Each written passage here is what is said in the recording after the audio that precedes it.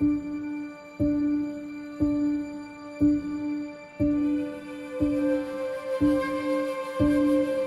so I grew up in Michigan and we fished small bodies of water, literally ponds. Some of them you could cast across. So I started on that is where I grew up fishing. When I moved south and hit these big reservoirs, I mean, my world was upside down. I had to learn how to fish literally all over again because the techniques I was using there really didn't apply well to these gigantic bodies of water. And that's why these little crankbaits like this was something I picked up on right away as a very efficient way for me to cover a lot of water in a short amount of time. Now when you catch fish on a lure, suddenly your confidence goes up and you end up catching more fish because you're confident in that bait. And so this little crankbait is something that worked well for me in this area, but as I started fishing more and more tournaments throughout the country, I realized that that same little crankbait and the style that I was using really applied itself well to other parts of the country. And I can tell you one thing, when it comes to catching a bass, a crawfish will catch them anywhere we go. So many different bodies of water, whether it's little ponds, streams, rivers, big reservoirs like this, they all have crawfish in them, and those bass know it and they feed on them. So imitating a crawfish is always a good way to get a bite. Now knowing this bait was going to have my name on it, I wanted to make sure this lure was fishable right out of the box, the way I would fish it. And this one right here, as you can see, it's got number 5 Kishida hooks on it. Now what's a Kishida hook? If you look at it, you see that it has an Aberdeen style bend in it.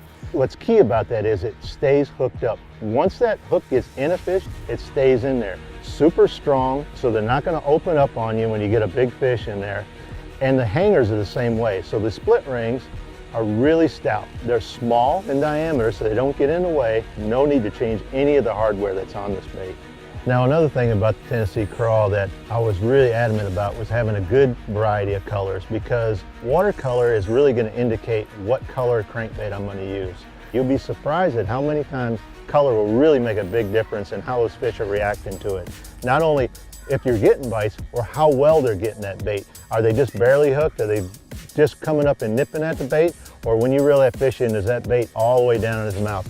Now when I'm using my crawfish crank really to look for fish, visibly I'm looking down the bank too. And key areas to me are transitions. That's where the bank changes from like one style of rock to another. Now it could be really bluffy and go into some more gravelly banks, or it could be like literally kind of a mud bank, and then you'll see a little patch of that smaller type river rock. All it matters is there's a change. Not so much how big that change is, but where that transition is. When that lure changes direction, comes across something, changes because it hits that difference in the bank, that transition area, that's where you're going to get a bite.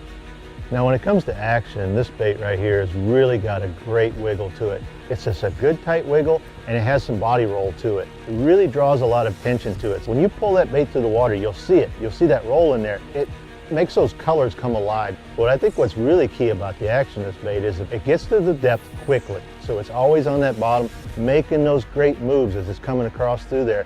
That rounded little lip like that, as you can see right on the front of it here, that allows me to come up and over that stuff. So it'll roll up and it'll roll back down as it comes across that cover. Has a great rattle sound to it as well. So it's got that appeal, it looks good, it's sounding good, and it's coming across that cover. You know, when I really need to catch some fish, and when you're trying to make a living catching fish, not only do you want to catch a fish, you really have to catch a fish. And baits like this right here is really what allows me to continue making a living fishing. Now these Tennessee Craws are available in-store or online at all the Bass Pro Shops and Cabela's. It's an exclusive to those companies, so tell them David Walker sent you. $9.99 gets you any one of those 12 colors.